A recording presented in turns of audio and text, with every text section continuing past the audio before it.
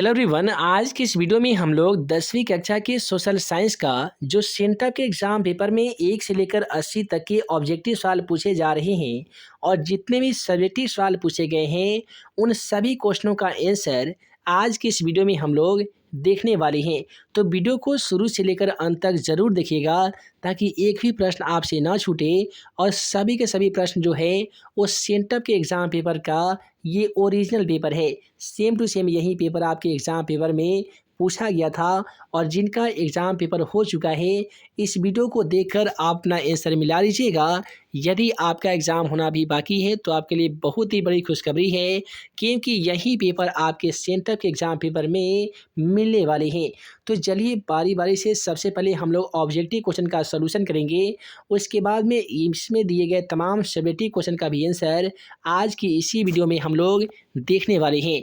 तो चलिए फ्रेंड्स बिना समय गवाए आज का पहला सवाल क्वेश्चन नंबर 41 को देखते हैं क्योंकि पिछले वाले पार्ट में हम लोगों ने 1 से लेकर 40 तक के सभी क्वेश्चनों का सॉल्यूशन कर लिए थे और आज की इस वीडियो लेक्चर में क्वेश्चन 41 से लेकर 80 तक का पहले ऑब्जेक्टिव सवाल करेंगे। उसके बाद में इसमें दिए गए तमाम क्वेश्चनों का सब्जेक्टिव क्वेश्चन का भी आंसर देखेंगे।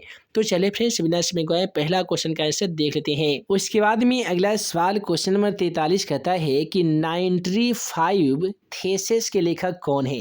तो देखिए क्वेश्चन नंबर 41 का राइट आंसर ऑप्शन डी हो जाएगा जी, मार्टिन लूथर किंग जूनियर जो है इस पुस्तक के लेखक हैं। उसके बाद में अगला सवाल कहता है संवाद कौमुदी किस भाषा का समाचार पत्र था। तो क्वेश्चन नंबर 42 का राइट आंसर ऑप्शन ए हो जाएगा जी, बांग्ला भाषा का।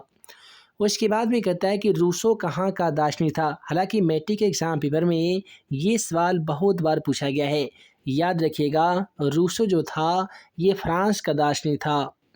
उसके बाद में कहता है कि गोल घर का निर्माण कब किया गया था। मैट्रिक के एग्जाम पेपर के लिए ये क्वेश्चन काफ़ी ही ज़्यादा इंपॉर्टेंट है और सेंटर के एग्जाम पेपर में भी पूछा जा चुका है। देखिए 1786 ईस्वी की बात है जब गोल घर का निर्माण पटना में अनाज रखने के लिए कराया गया था। उसके बाद में कहता है कि असहयोग आंदोलन का प्रस्ताव कांग्रेस के किस अधिवेशन में पारित हुआ था। देखिए असहयोग आंदोलन का जो प्रस्ताव है ये सितंबर 1920 ईस्वी की बात है जब कलकत्ता अधिवेशन में पारित हुआ था।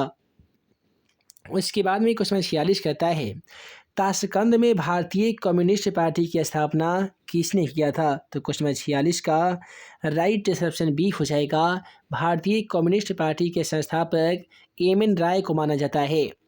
उसके बाद में कहता है कि यंग इटली नामक संस्था की स्थापना किसने किया था। दोस्तों लेनिन के द्वारा यंग इटली नामक संस्था की स्थापना नहीं की गई थी।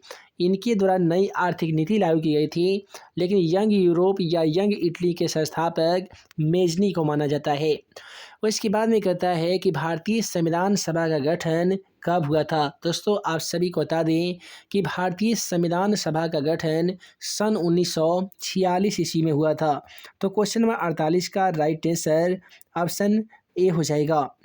उसके बाद में क्वेश्चन नंबर 49 को देख लीजिए। क्वेश्चन 49 कहता है कि निम्नलिखित में से कौन सा संघ सूची में है।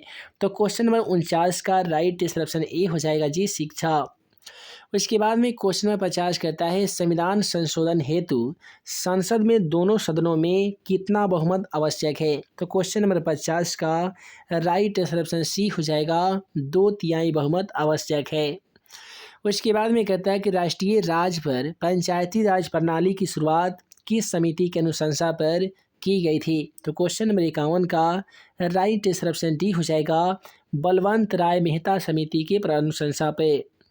उसके बाद में क्वेश्चन नंबर 52 कहता है संविधान का कौन सा संशोधन विधेयक पंचायती राज प्रणाली से संबंधित है। तो क्वेश्चन नंबर 52 का राइट आंसर ऑप्शन बी हो जाएगा, 73वां संविधान संशोधन। उसके बाद में कहता है पंचायती राज व्यवस्था का दूसरा स्तर निम्नलिखित में से कौन सा है। तो क्वेश्चन नंबर 53 का राइट आंसर ऑप्शन सी हो जाएगा। देखिए पंचायती राज व्यवस्था का दूसरा जो स्तर माना जाता है ये पंचायत समिति को माना जाता है। उसके बाद में कहता है 1975 में आपातकाल के समय प्रधानमंत्री कौन था। तो जैसा कि आप सभी को मालूम होगा कि जब 1975 में आपातकाल की घोषणा लागू की गई थी उस समय में भारत के प्रथम महिला प्रधानमंत्री इंदिरा गांधी थी। उसके बाद में कहता है कि चिपको आंदोलन का प्रारंभ किस राज्य से हुआ था। तो दोस्तों आप सभी को बता दें कि उत्तराखंड से ही सुंदरलाल बहुगुणा के द्वारा वन एवं पर्यावरण की सुरक्षा हेतु चिपको आंदोलन की शुरुआत की गई थी। उसके बाद में कहता है कि निम्नलिखित में से कौन सा राष्ट्रीय राजनीतिक दल है। तो क्वेश्चन नंबर 56 का राइट आंसर क्या होगा, जल्दी से कमेंट सेक्शन में बताइए। देखिए, लोक जनशक्ति पार्टी नहीं है, जनता दल यूनाइटेड पार्टी भी नहीं है, कम्युनिस्ट पार्टी भी नहीं है, लेकिन राष्ट्रीय जनता दल यह एक राजनीतिक दल है। उसके बाद में कहता है कि सूचना का अधिकार आंदोलन कहाँ से शुरू हुआ था। तो ये भी मालूम होगा कि राजस्थान से हुआ था। कब हुआ था? तो 1905 में हुआ था। अगला सवाल कहता है महापौर का कार्यकाल कितने वर्ष का होता है। तो दोस्तों आप सभी को बता दें कि महापौर का जो कार्यकाल होता है ये 7 वर्षों का होता है।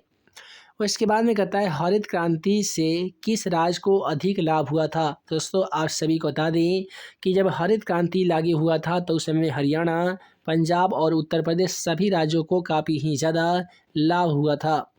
उसके बाद में कहता है कि पानी के निजीकरण के विरुद्ध कहाँ पे संघर्ष हुआ था। देखिए क्वेश्चन नंबर 60 का राइट आंसर बोलोबिया हो जाएगा। बोलोबिया में जल को लेकर काफ़ी ही ज़्यादा बवाल हुआ था। उसके बाद में कहता है कि भारत में किस प्रकार की दलीय व्यवस्था लागू की गई है। तो आप सभी को तो मालूम होगा कि अपने देश भारत में बहुदलीय व्यवस्था लागू है। तो क्वेश्चन का राइट आंसर ऑप्शन सी हो जाएगा। उसके बाद में कहता है माधव कुमार किस देश के पूर्व प्रधानमंत्री है। तो देखिए क्वेश्चन नंबर 62 का राइट ऑप्शन बी हो जाएगा।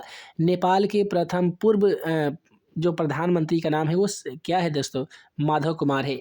तो क्वेश्चन का राइट आंसर नेपाल हो जाएगा, जो कि ऑप्शन बी में है।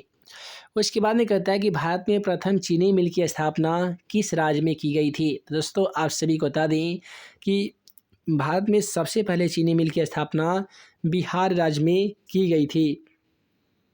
उसके बाद में क्वेश्चन नंबर 64 कहता है चरक का संबंध किस देश से था। तो दोस्तों आप सभी को बता दें महर्षि चरक का संबंध भारत देश से था। उसके बाद में कहता है कि कान्हा राष्ट्रीय उद्यान किस राज्य में स्थित है। यह एक चिड़ियाघर का नाम है जो आप सभी को बता दें मध्य प्रदेश राज्य में स्थित है। और यही है वो मध्य प्रदेश जहाँ पे सबसे ज़्यादा वन का विस्तार पाया जाता है। उसके बाद में कहता है महासागरीय संसाधनों पर देश का आधिपत्य कितना होता है। तो ये होता है 200 किलोमीटर तक। उसके बाद में है निम्नलिखित में से कौन सा स्वामित्व के आधार पर संसाधनों के वर्गीकरण का प्रकार नहीं है। तो क्वेश्चन का राइट आंसर नवीकरणीय हो जाएगा। उसके बाद में कहता है किस नदी की उत्पत्ति अमरकंटक से हुई थी। तो दोस्तों आप सभी को बता दें अमरकंटक से उत्पत्ति किसकी हुई है। तो ये सोन नदी की हुई है। तो क्वेश्चन का राइट आंसर ऑप्शन सी होगा, सोन नदी। उसके बाद में कहता है कि बिहार में कितने प्रतिशत कृषि क्षेत्र है। तो याद रखिएगा बिहार में 60% क्षेत्रों में कृषि की जाती है। उसके बाद में श्वेत क्रांति का संबंध किससे है। देखिए श्वेत क्रांति का जो संबंध है ये दूध से था। क्वेश्चन नंबर 71 कहता है कि रबड़ की खेती के लिए कौन सी जलवायु उपयुक्त होनी चाहिए। देखिए क्वेश्चन नंबर 71 का राइट आंसर जो हो जाएगा वो हो जाएगा ऑप्शन ए, यानी समशीतोष्ण से जो जलवायु है ये रबड़ की खेती के लिए उपयुक्त जलवायु मानी जाती है। उसके बाद में कहता है कौन सी फसल है जो रबी खरीफ दोनों के रूप में उगाई जा सकती है। तो क्वेश्चन नंबर 72 का राइट ऑप्शन सी हो जाएगा जी, मूंगफली को। उसके बाद में कहता है दामोदर घाटी परियोजना का लाभ किन राज्यों को मिलता है। तो देखिए क्वेश्चन नंबर 73 का राइट ऑप्शन सी हो जाएगा, झारखंड और पश्चिम बंगाल को मिलता है। उसके बाद में क्वेश्चन नंबर 74 कहता है कि निम्नलिखित में से कौन लौह अयस्क का एक प्रकार है। देखिए लोहा का जो अयस्क का जो प्रकार होता है वो हेमाटाइट, मैग्नेटाइट और सिलेराइट होता है, इसलिए क्वेश्चन का राइट ऑप्शन बी होगा, हेमाटाइट। उसके बाद में कहता है टेक्सोल का उपयोग किस रोग को दूर करने में किया जाता है। तो देखिए टेक्सोल जो होता है हिमाचल प्रदेश में चीर नामक एक पौधा पाया जाता है जिसके पेड़ पत्ती एवं तना से टेक्सोल नामक रसायन निकाला जाता है जो कैंसर के उपचार में कारगर सिद्ध होता है। तो क्वेश्चन का राइट ऑप्शन बी होगा, कैंसर। उसके बाद में कहता है बिहार का कौन सा क्षेत्र सूखा प्रवण क्षेत्र माना जाता है। तो ये हो जाएगा दक्षिणी बिहार, और बाढ़ प्रभावित क्षेत्र भी दक्षिण बिहार को ही माना जाता है। उसके बाद में भूकंप केंद्र के ऊर्ध्वाधर पृथ्वी पर स्थित केंद्र को क्या कहते हैं। तो दोस्तों यहाँ पे क्वेश्चन नंबर 77 का जो बिल्कुल सही जवाब हो जाएगा वो ऑप्शन सी हो जाएगा, अधिकेंद्र। उसके बाद में 78 नंबर क्वेश्चन कहता है निम्नलिखित में से किसे सर्वाधिक खतरनाक सुखाड़ माना जाता है? तो देखिए कृषि सुखाड़ को सबसे खतरनाक सुखाड़ माना जाता है। अब अगला सवाल क्वेश्चन नंबर 79 कहता है कि बाढ़ से हानि होती है। देखिए बाढ़ से जो हानि है वो फसलों को भी होती है, पशुओं को भी होती है और भवनों को भी होती है। यही कारण है क्वेश्चन का राइट आंसर ऑप्शन डी हो जाएगा, इनमें से सभी को। उसके बाद में कहता है कि निम्नलिखित में से कौन सी प्राकृतिक आपदा है? देखिए सांप्रदायिक दंगा ये भी आपदा है, लेकिन ये मानवकृत आपदा है। आतंकवाद, परमाणु विस्फोट ये सभी सभी मानवकृत आपदा है। लेकिन प्राकृतिक आपदा की बात करेंगे तो ये सुनामी हो जाएगा, सुनामी, ज्वालामुखी विस्फोट, भूकंप हो गया, उसके बाद में ज्वालामुखी विस्फोट हो गया, बाढ़ हो गया, ये सब होता है प्राकृतिक आपदाएँ। तो इस प्रकार से हम लोगों ने 1 से लेकर 80 तक का ऑब्जेक्टिव सवाल को देख चुके हैं। अब आइए कुछ सब्जेक्टिव सवाल को देख लेते हैं जो कि आपके सेंटर के एग्जाम पेपर में पूछे जाएंगे। पहला सवाल है सलम पद्धति की शुरुआत कैसे हुई थी? इसका भी हम लोग आंसर करेंगे इस वीडियो में। औद्योगिक क्रांति के 2 सकारात्मक प्रभाव को लिखना है। सर्वहारा वर्ग क्या है? आप सभी को तो मालूम ही होगा कि सर्वहारा वर्ग हम लोग उस वर्ग को कहते हैं जिनके पास सीमित संसाधन होता है, उनके पास काफ़ी ही ज़्यादा कर्ज का बोझ होता है, जिसके कारण वे कर्ज के बोझ से दबे हुए होते हैं। सर्वहारा वर्ग के अंतर्गत किसान, श्रमिक, मजदूर वर्ग के लोग आते हैं। उसके बाद में यहाँ पे जिनेवा समझौता के बारे में नोट लिखना है। स्वराज पार्टी के उद्देश्य क्या था? औद्योगिकरण ने किस प्रकार से उपनिवेशवाद का जन्म हुआ दिया था? आप सभी को मालूम होगा कि जब औद्योगिकरण हुआ तो नए नए मशीन का निर्माण हुआ, नए नए खाद बीज का निर्माण हुआ, जिससे उद्योग के वस्तुओं के उत्पादन में काफ़ी वृद्धि हुआ, जिसकी खपत करने के लिए हमें बाज़ारों की आवश्यकता पड़ी और इन्हीं बाज़ारों ने ही उपनिवेशवाद का जन्म दे दिया था। और इसके बाद में यहाँ पे एक और सवाल पूछा गया है कि जर्मनी के एकीकरण में बिस्मार्क की भूमिका का वर्णन कीजिए या भारतीय राष्ट्रीय आंदोलन में भारतीय राष्ट्रीय कांग्रेस की भूमिकाओं का वर्णन कीजिए। तो ये दोनों क्वेश्चन मोस्ट इंपोर्टेंट है और काफ़ी ही ज़्यादा सिंपल है। अगला यहाँ पे पूछा गया है कि सत्ता के क्षैतिज विवरण और ऊर्ध्वाधर विवरण में अंतर स्पष्ट करना है। समवर्ती सूची का क्या अभिप्राय है? ग्राम पंचायत का क्या स्रोत है? तो आइए अभी हम लोग इस तमाम क्वेश्चनों का आंसर की बात करने जा रहे हैं कि इन सभी क्वेश्चनों का आंसर क्या हो जाएगा। तो यहाँ पे आप सभी देख पा रहे हैं जो पहला क्वेश्चन था सलम पद्धति, तो उसका आंसर यहाँ पे दिया गया है। यानी औद्योगिकरण ने सलम पद्धति की शुरुआत हो गई। मजदूर शहरों में छोटे छोटे घरों में जहाँ किसी तरह की सुविधा उपलब्ध नहीं थी, वहाँ पे रहने के लिए बाध्य हो गए थे। आगे चलकर उत्पादन के उचित वितरण के लिए आंदोलन शुरू किए, चूँकि पूंजीपति द्वारा उनका बुरी तरीके से शोषण किया जा रहा था। इसीलिए उन्होंने अपना संगठन बनाकर पूंजीपतियों के खिलाफ संघर्ष किए और इसे ही सलम पद्धति कहा जाने लगा। और जो दूसरा क्वेश्चन हिस्ट्री से पूछा गया है कि औद्योगिक क्रांति के नकारात्मक प्रभाव, तो यहाँ पे लिखिएगा कि औद्योगिक क्रांति के प्रमुख नकारात्मक प्रभाव निम्नलिखित है। पहला लिख लीजिएगा कि औद्योगिकरण के कारण कारखानों में काम करने वाले श्रमिक वर्ग का उदय हुआ। वे अपना घर छोड़कर शहरों में जाकर रहने लगे और उसका शोषण, गरीबों और भुखमरी के शिकार बनने लगे। रोमन नंबर 2 में लिखिएगा औद्योगिकरण ने बाल श्रम की प्रथा को भी बढ़ावा दिया। उद्योगपति इन्हें कम मजदूरी पर ही बहाल कर इनको कारखानों में काम लेते थे। बच्चों के अभिभावक भी इनके अतिरिक्त आमदनी का लोभ कारखानों में भेजते थे। अगला सवाल था कि वहाँ पे सर्वहारा वर्ग किसे कहते हैं? तो उसका आंसर तो हम आप सभी को तो बता ही रही है। अब आइए जानते हैं जिनेवा समझौता के बारे में। तो देखिए जिनेवा समझौता मई 1954 ईस्वी में हिंद चीन समस्या पर बातचीत हुई बुलाए गए सम्मेलन में हुआ था। इसे वियतनाम को 2 हिस्सों में बांट दिया गया। लाओस तथा कंबोडिया के वैध राजतंत्र को स्वीकार कर संसदीय शासन प्रणाली को अपना लिया गया था। यही वो समझौता था जिसने वियतनाम को 2 भागों में बांट दिया गया, जिसका नाम पड़ा उत्तरी वियतनाम जहां साम्यवादियों की सरकार बनी, दूसरा का नाम पड़ा दक्षिण वियतनाम जहां अमेरिकी समर्थित पूंजीपतियों की सरकार बनी थी। उसके बाद में यहाँ पे लॉन्ग टाइप क्वेश्चन का भी आंसर दिया गया है और संघीय शासन प्रणाली के विशेषताओं को भी यहाँ पे दिया गया है।